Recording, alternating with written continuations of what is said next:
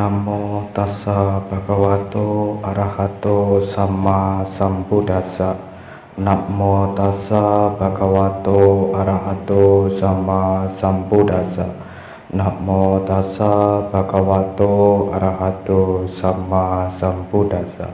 Sadu sadu sadu yata sabananja wuk dhammang dak sami sawetha tumhi nama sikarota.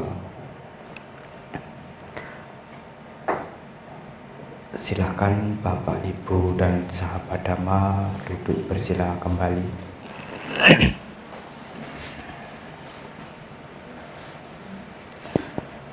Namo Sang Hyang Adibudaya, Namo Buddhaya. Sangha yang saya muliakan, Bapak, Ibu, Pandita, Upasaka, Upasika, dan sahabat Dhamma, selamat pagi. Bagaimana kabarnya pada pagi hari ini? Baik. Sadu, sadu. Semoga dalam keadaan sehat dan bahagia. Sungguh bahagia pada kesempatan pagi hari ini kita bersama-sama hadir di wihara ini dalam keadaan sehat dan bahagia. Karena cuaca pada bulan-bulan ini kurang kondusif, jadi banyak batuk pilek.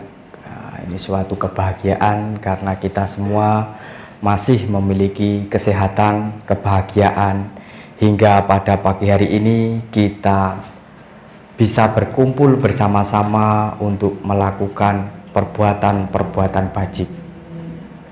Seperti halnya puja bakti pada pagi hari ini, meditasi, dan nanti dilanjut dengan perbuatan bajik lainnya, pembagian nasi gratis di depan sana. Ini adalah suatu hal yang membahagiakan bagi kita karena masih memiliki kesempatan untuk melakukan perbuatan bajik. Bapak, Ibu, dan sahabat Dhamma, pada minggu ini masih melanjutkan materi-materi dari minggu-minggu kemarin. Udah 3 minggu ini kita masih membahas tentang perlindungan. Bapak, Ibu, dan sahabat Dhamma, kita sering mendengar, melihat, ataupun menyaksikan, dan bahkan kita sendiri telah mempraktekkan atau melakukannya, yaitu Wisudi Tisarana. Kita melakukan Wisudi Tisarana di bawah bimbingan guru tertentu ataupun di wihara tertentu ataupun di tempat-tempat penyelenggara untuk melakukan Wisudi Tisarana. Di situ biasanya dibikin sakral, dibikin tenang, tempatnya dikondisikan, bahkan altar ataupun cetia Buddha ini dihias sedemikian rupa, dikasih bunga-bungaan dengan rangkaian bunga yang indah. Ini dikasih rangkaian bunga segar, bunga-bunga indah, dikasih wewangian seperti membakar dupa atau hiu, ataupun wewangian lainnya seperti minyak wangi. Dan tempatnya juga dibikin rapi, dibikin hening, dibikin tenang, supaya indria-indria kita ini merasa nyaman. Indria-indria kita ini tidak ada gangguan-gangguan. Kalau indria kita ini nyaman, tubuh kita tenang, batin kita juga tenang. Kita bisa melakukan wisudi tisarana itu dalam keadaan batin tenang, damai, bahagia. Ini untuk memperkuat keyakinan kita kepada Buddha, Dhamma, dan Sangha. Bapak, Ibu, dan sahabat Dhamma, pada kesempatan pagi hari ini saya akan berbagi tanda keyakinan akan pencerahan. Apa sih tandanya memiliki keyakinan akan pencerahan? Dan bagaimana tandanya memiliki keyakinan akan pencerahan? Dan apa fungsinya memiliki keyakinan akan pencerahan itu? Bapak, Ibu, dan sahabat Dhamma, tanda memiliki keyakinan akan pencerahan itu diawali dengan tadi sudah saya sampaikan, mencari guru pembimbing atau guru penabis untuk melakukan wisudi tisarana. Dia mencari di mana biasanya ada guru organisasi tertentu yang melakukan penabisan wisudi tisarana, ataupun di wihara-wihara tertentu biasanya menyelenggarakan wisudi tisarana.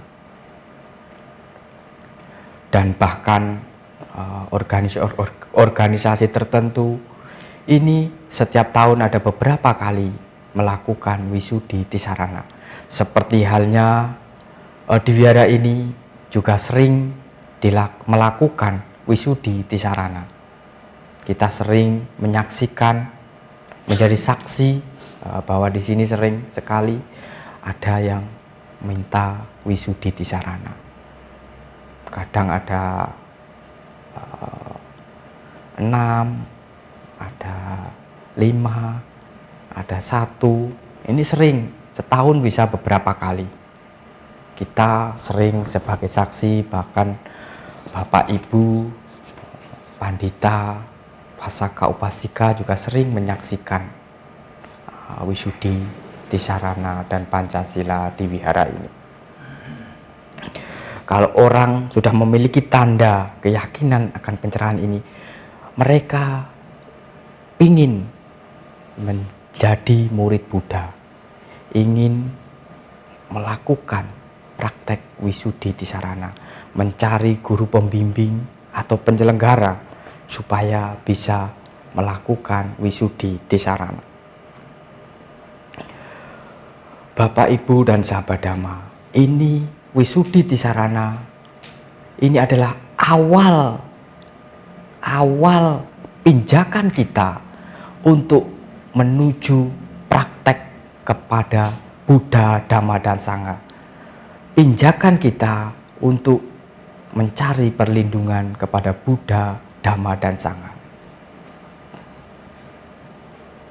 Ini adalah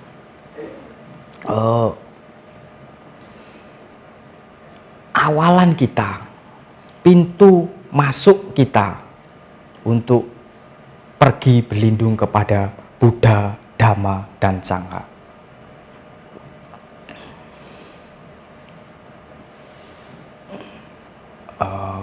Karena bahkan dulu di zaman Buddha, seseorang yang telah memiliki keyakinan kepada Buddha, Dhamma, dan Sangha, mereka pasti meminta perlindungan, 3 perlindungan kepada Buddha, Dhamma, dan Sangha.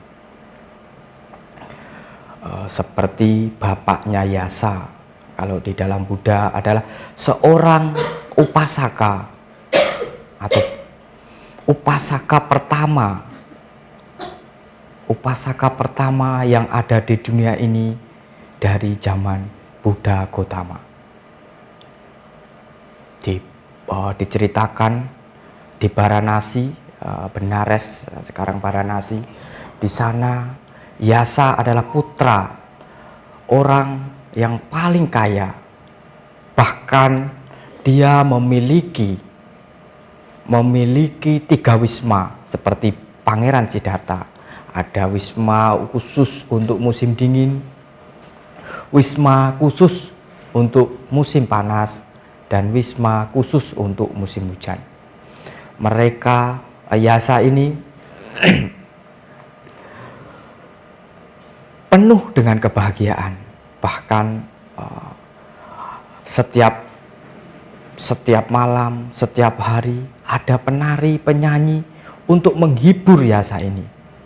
Dan pada waktu itu, di saat malam, Yasa lagi tidak menikmati kesenangan, bosan.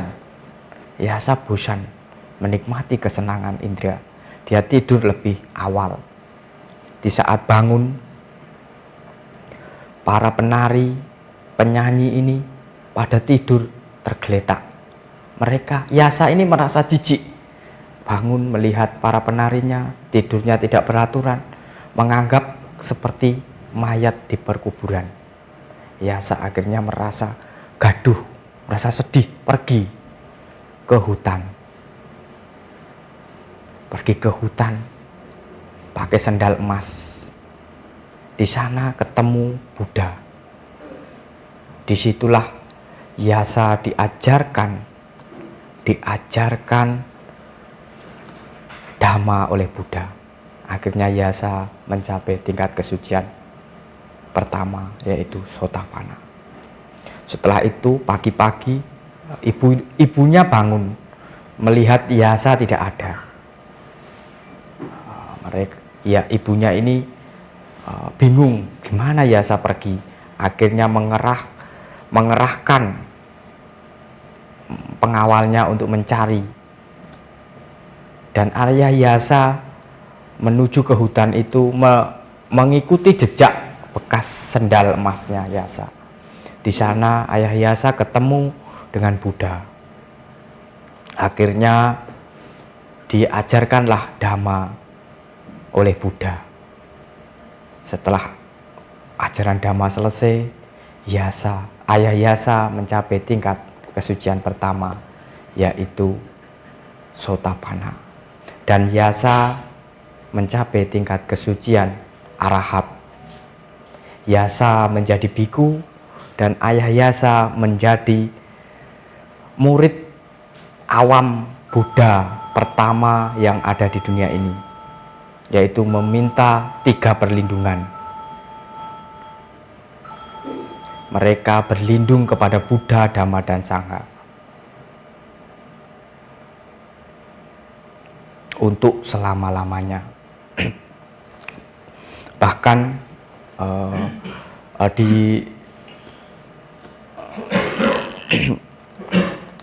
di sini juga, ataupun di mana biasanya kan kalau Wisudi Tisarana itu Sahang Bante Sucira Parini Butang Pitang Bhagawatang Saranang Gacami Dhamma Cak Biku Sanghajak Upasakang Nang Bante Daratu Aja Take Panapetang Saranang Gatang. Ini Bante, saya pergi berlindung kepada Sang Bhagawa, walaupun telah lama mencapai parinibbana bersama dengan Dhamma dan Bhikkhu Sangha. Semoga Bante mengetahui bahwa sejak hari ini sampai selama-lamanya saya adalah upasaka yang telah menerima Tisarana sebagai pembimbing saya.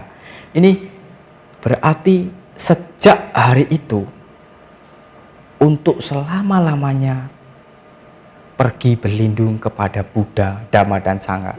Ini kan janji, tekad, janji dengan diri sendiri dan disaksikan oleh Sangha ataupun upasaka-upasika lainnya, bahwa mereka janji sejak hari itu pergi berlindung kepada Buddha, Dhamma, dan Sangha untuk selama-lamanya.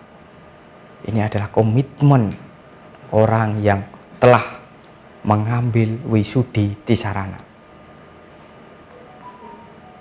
sebelum pergi berlindung kan didasari dengan pengetahuan.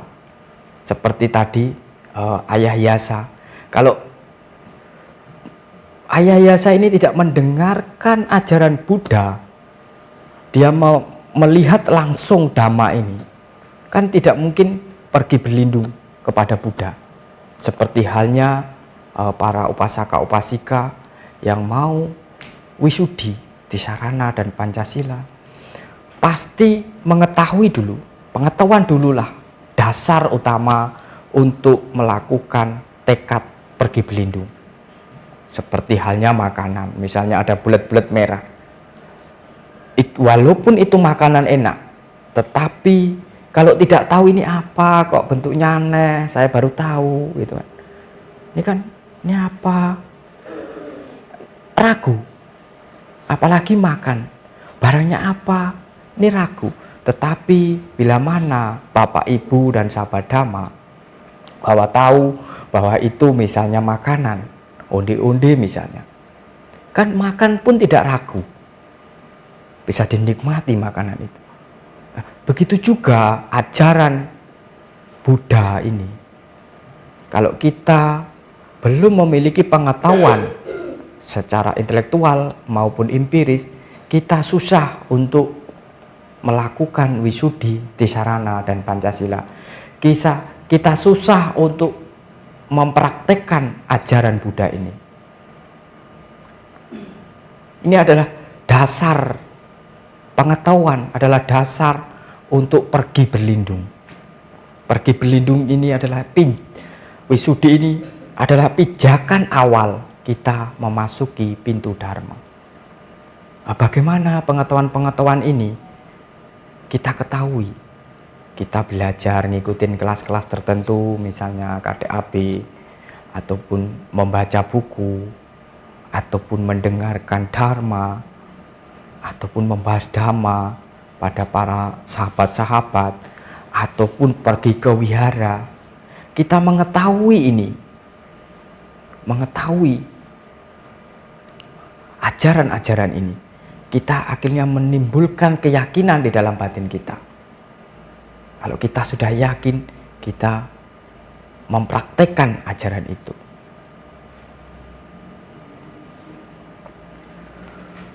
Kalau kita tidak memiliki pengetahuan, kita pun enggan. Enggak tahu apa itu kan gitu. Seperti halnya tadi makanan. Kalau kita tidak tahu apa itu makanan, ini apa barangnya, ragu, kan enggak mungkin makan. Kalau tahu bahwa itu makanan, oh ini enak dimakan, ini untuk menambah energi, dimakan. Nah, inilah pengetahuan Dhamma. Kalau kita sudah memiliki pengetahuan Dhamma ini sendiri, ini untuk menuju kita mengambil tekad, komitmen kita untuk berlindung kepada Buddha, Dhamma, dan Sangha.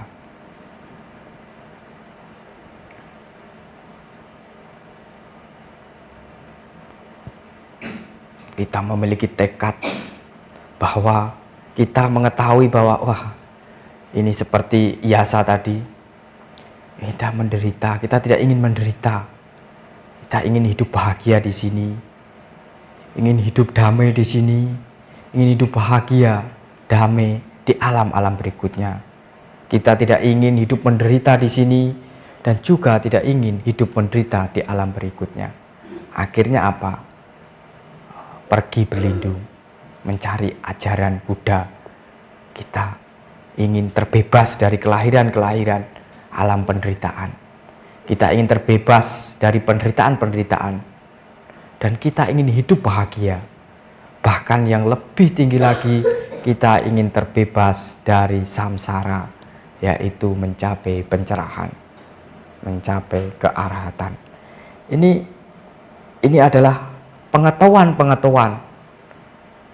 dasar kita, niat kita untuk melakukan perlindungan. Kalau kita sudah memiliki pengetahuan tentang ajaran Buddha, kita telah belajar tentang ajaran Buddha, dan kita tahu bahwa di dunia ini sering sekali penderitaan-penderitaan yang kita alami. Kita tidak ingin hidup menderita, kita ingin hidup bahagia. Walaupun dalam keadaan misalnya tubuh kita tidak enak, tetapi kalau kita memahami ajaran Buddha, seenggak-enggaknya walaupun tubuh tetap sakit, tapi batin kita tidak ikut sakit. Kita bisa menerima keadaan itu. Kita bisa melihat sebagaimana adanya. Ini adalah ajaran Buddha. Ini adalah pengetahuan kita untuk menuju mempraktekkan ajaran Buddha. Seperti tadi bapaknya Yasa tadi, ayahnya Yasa. Ini kalau tidak memiliki pengetahuan langsung dia mencapai kesucian pertama Sotapanna, tidak mungkin pergi berlindung. Dia tahu ajaran Buddha ini untuk menuju kebahagiaan, untuk membebaskan dari samsara. Akhirnya dia bisa menembus sendiri. Terus dia memiliki keyakinan yang kuat, berlindung kepada Buddha, Dhamma, dan Sangha.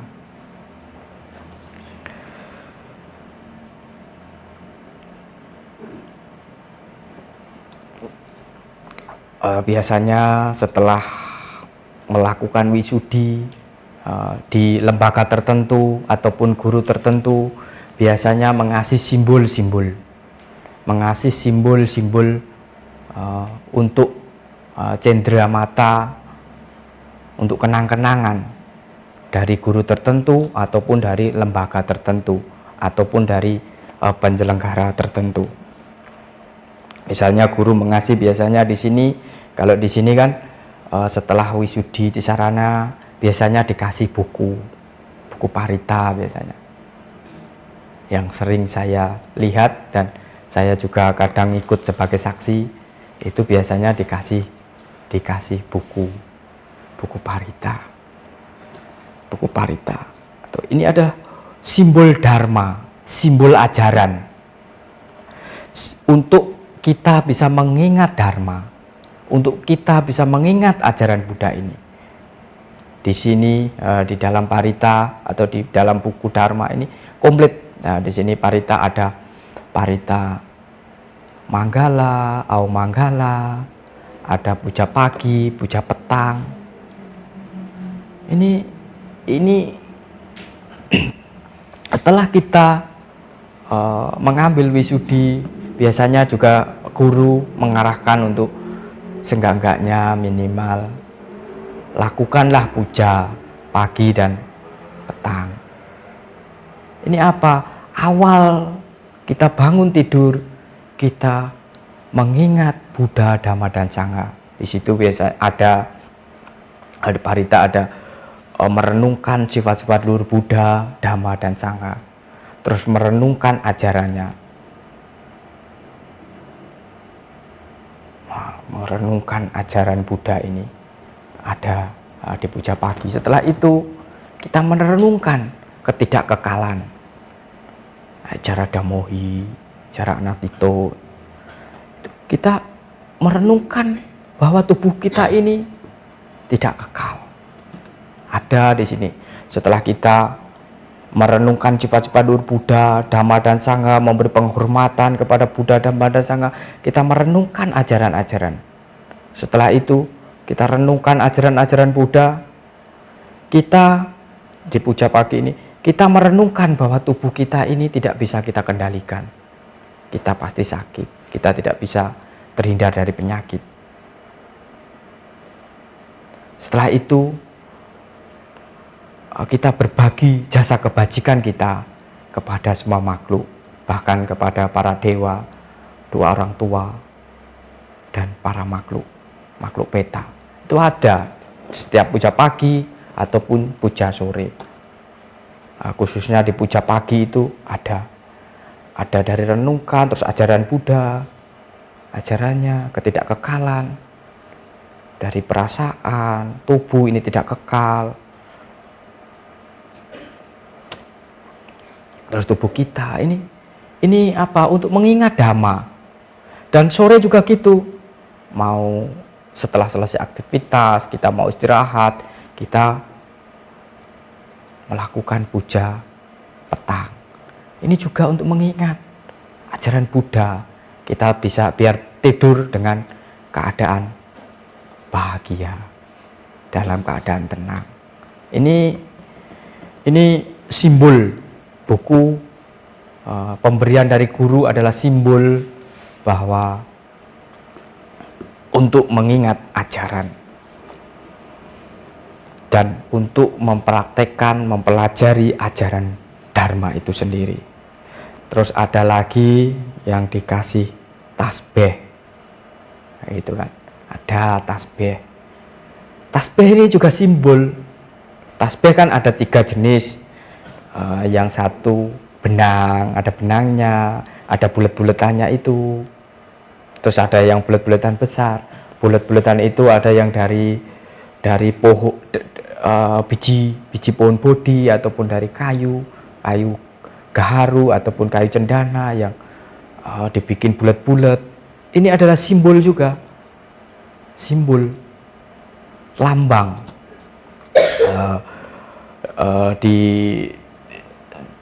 Disimbolkan bahwa di tasbih itu biasanya ada yang paling besar tengah itu dilambangkan Buddha, dan benang adalah Dharma, dan biji-biji yang bulat-bulat ini adalah Sangha.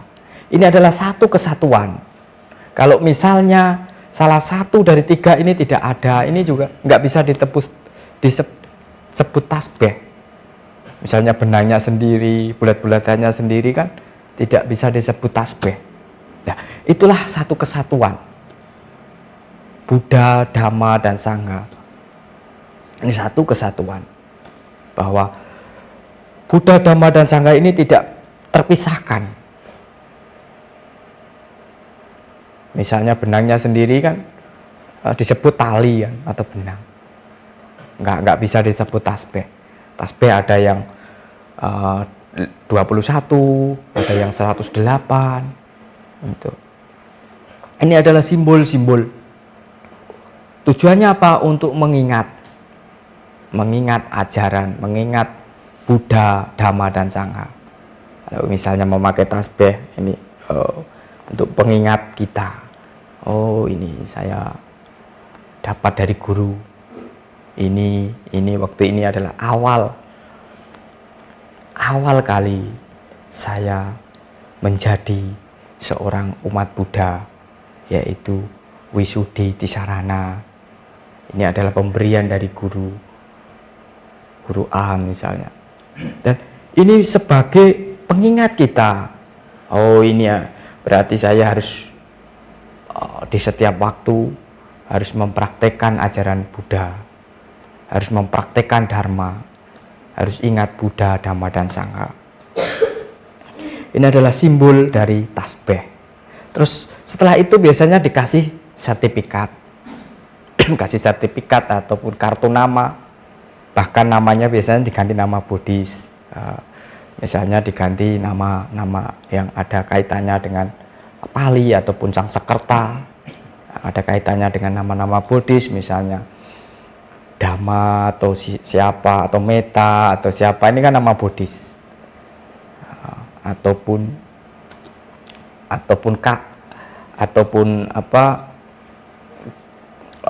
sila, ini nama Buddhis. Biasanya dikasih nama-nama Buddhis.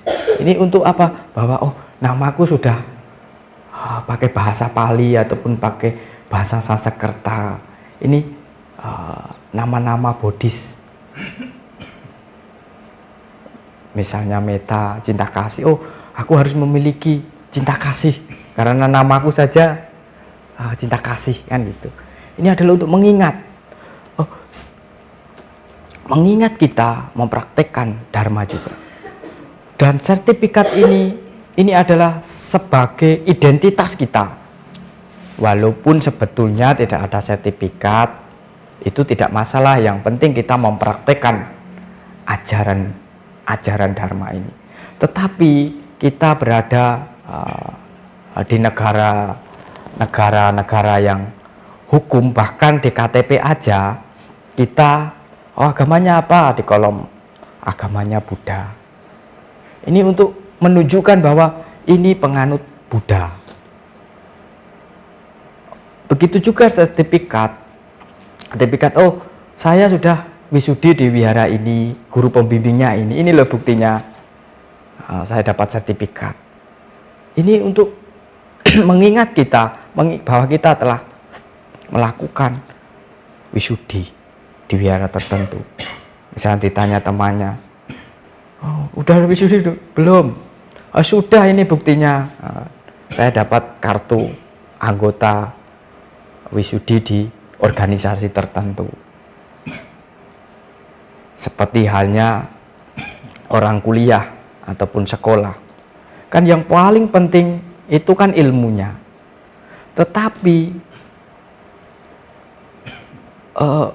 sertifikat ataupun ijazah ini juga penting untuk melegalkan bahwa bener ini loh, saya telah kuliah di sini, ini loh ijazahku.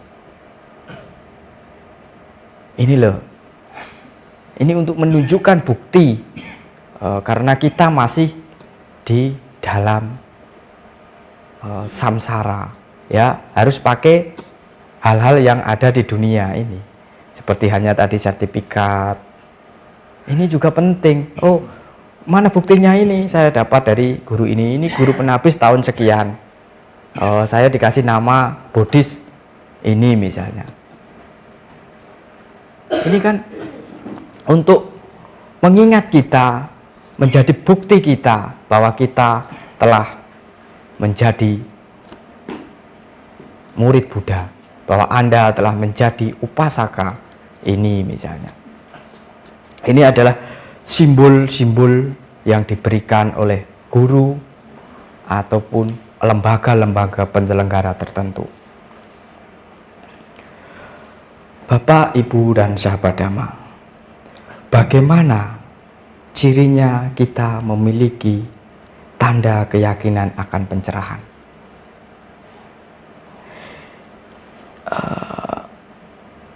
Orang yang memiliki tanda keyakinan akan pencerahan biasanya memiliki semangat untuk mempraktekkan Dharma. Mereka ini semangat mempraktikkan Dharma, semangat bila ada kegiatan-kegiatan keagamaan, khususnya agama Buddha, mereka biasanya ikut.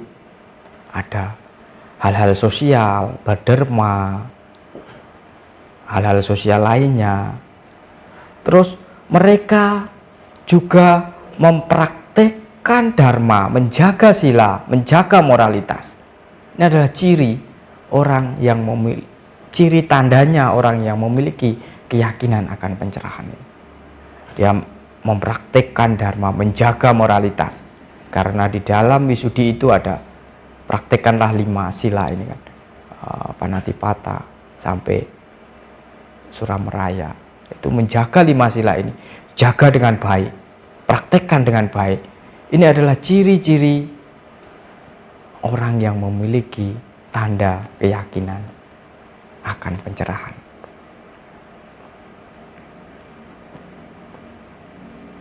Mereka biasanya menjaga moralitas, mempraktekkan Dharma, melakukan meditasi, mempraktekkan, menderaskan parita-parita, mempraktekkan puja pagi, puja petang, rutin. Ini adalah ciri-ciri semangat belajar, bersemangat berlatih. Terus orang itu mengenal anicca atau hukum perubahan, bahwa umurku sudah kepala 6 ataupun kepala 5, ya wajar rambutnya berubah. Tidak sedih, tidak gelisah, tidak akhirnya tidak percaya diri. Ini sadar, oh ini kan perubahan. Oh sadar, kita sudah berumur kepala 6 ya, kaki terasa sakit. Ini kita tidak menolak, kita tidak membenci kaki kita. Ini adalah perubahan, anicca. Ini adalah ciri orang yang memiliki keyakinan akan pencerahan. Ya wajar rasa sakit. Setiap pagi kita baca kan, kita deras bahwa kita tidak bisa terhindar dari penyakit. Itu kan wajar. Setiap pagi, sore kita daras. Ya wajar kalau umur sudah kepala 6 ya wajar agak kendor. Biasanya kan ada sedih, cari kemana untuk disuntik, dikencangkan kulit-kulit. Ini kan tidak menerima perubahan itu, bahkan itu berisiko untuk kita. Ini adalah hukum pasti, hukum anicca ini berubah-ubah, tidak kekal. Ini adalah ciri orang yang memiliki keyakinan, tanda-tanda keyakinan ini akan pencerahan. Ya wajar kita sekarang tidak sekuat dulu.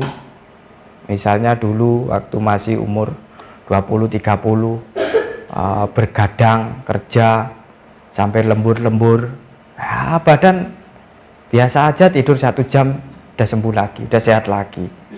Minum kopi 1 gelas, tidur 1 jam,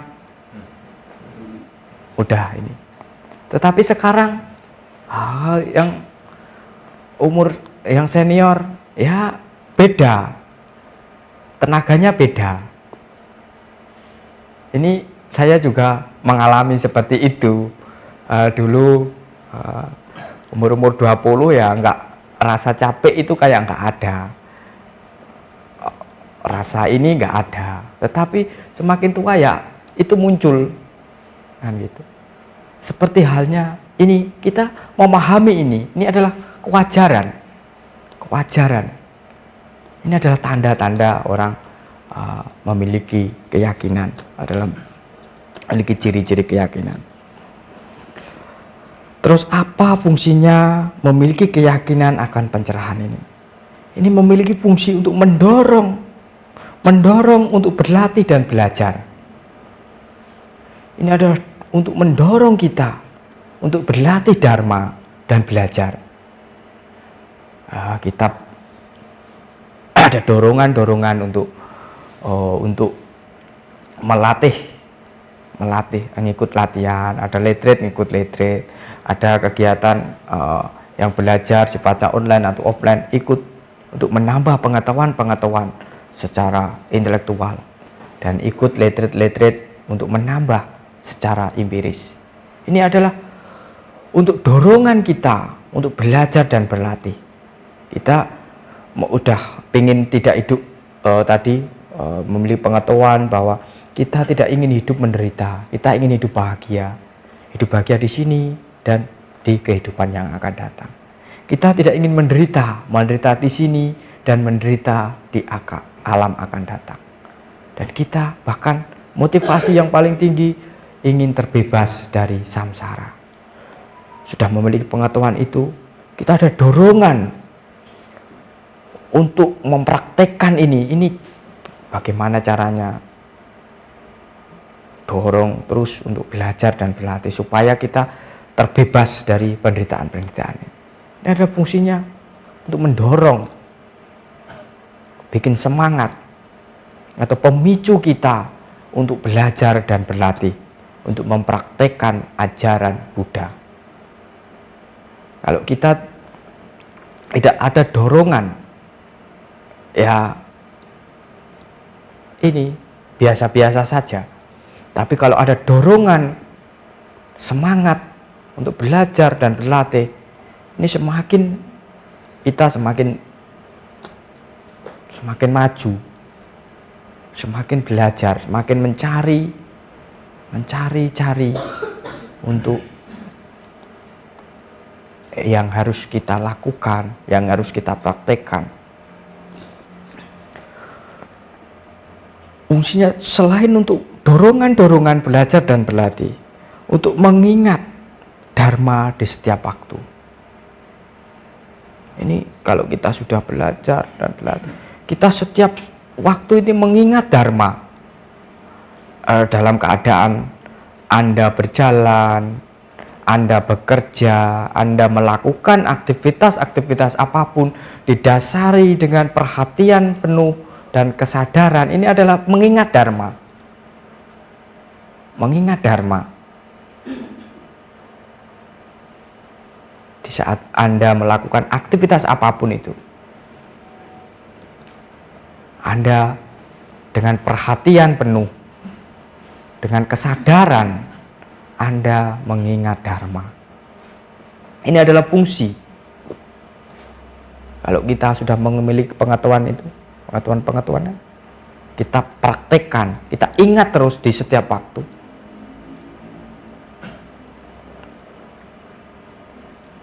Kita lagi minum, kita tahu bahwa kita lagi minum. Perhatian kita ada di gelas dan ada di tubuh kita saat minum itu. Ini adalah mengingat dharma, mengingat ajaran Buddha. Ini adalah mengingat. Bukan hanya mengingat secara umum, menghafal semuanya yang ada di kitab. Tetapi dalam satu momen ini Anda penuh kesadaran, itu juga mengingat dharma, mengingat ajaran.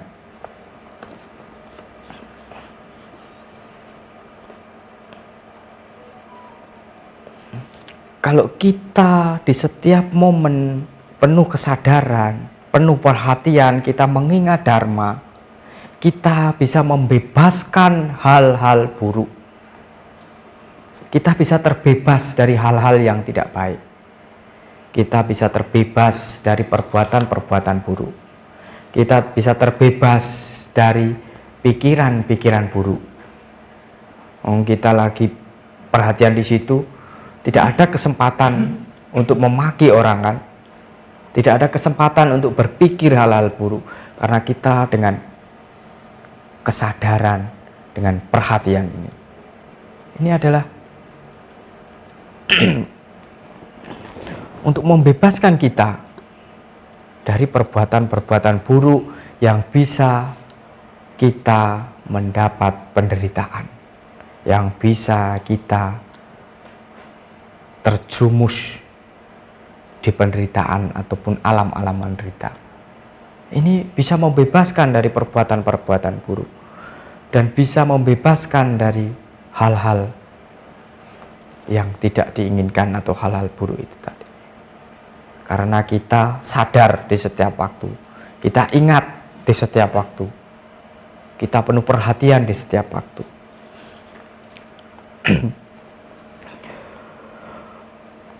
Bapak, Ibu, dan sahabat Dhamma, mari jaga keyakinan kita kepada Triratna di setiap waktu, di setiap momen. Karena keyakinan kita ini yang bisa menjaga hanyalah diri kita sendiri. Dari pihak luar tidak bisa untuk menjaga keyakinan. Yang bisa adalah kebijaksanaan kita sendiri untuk menjaga keyakinan ini. Pihak luar tidak bisa menjaga. Bahkan Moggallana, murid Buddha yang paling sakti aja, pernah ada seorang upasika meminta karena waktu itu ada mau derma makanan kepada Buddha. Udah disetujui oleh Moggallana, tetapi Buddha menyetujui yang satu lagi. selama 7 hari. Dan upasika ini protes kepada Moggallana. Ini umatnya muridnya Bhante Moggallana. Protes. Bagaimana ini selama 7 hari ini kalau saya mati, saya tidak ada kesempatan untuk berderma kepada Buddha. Bagaimana nanti selama 7 hari ini kalau keyakinanku kepada Buddha berubah? Nah, upasika ini meminta tanggung jawab kepada Moggallana. Moggallana yang bisa mengabulkan hanya menjaga selama 7 hari ini tidak meninggal. Ini yang bisa. Tetapi untuk keyakinan ini bisa berubah kepada Buddha, ini tidak bisa menanggung. Ini pesan moralnya apa, Bapak Ibu dan sahabat Dhamma? Bahwa keyakinan kita kepada Triratna, Buddha, Dhamma, dan Sangha ini tidak bisa didominasi oleh faktor luar. Yang bisa menjaga keyakinan kita kepada Buddha, Dhamma, dan Sangha adalah diri kita sendiri. Diri kita sendiri ini didasari dengan kebijaksanaan dan pengetahuan tadi. Seperti halnya tadi makanan. Kalau kita tahu bahwa itu makanan enak dimakan, tidak beracun, kita makan pun dengan penuh ketenangan, kebahagiaan. Begitu juga sebaliknya. Kalau kita tidak tahu, oh ini apa, kita makan pun ragu, bahkan nggak mau makan. Kalau nggak tahu kalau itu makanan. Nah, inilah Bapak Ibu dan sahabat Dhamma, mari jaga keyakinan kita kepada Buddha, Dhamma, dan Sangha. Baik Bapak Ibu dan sahabat Dhamma, semoga dapat menambah pengetahuan Bapak Ibu dan sahabat Dhamma. Namo Sang Hyang Adi Budaya, Namo Buddhaya.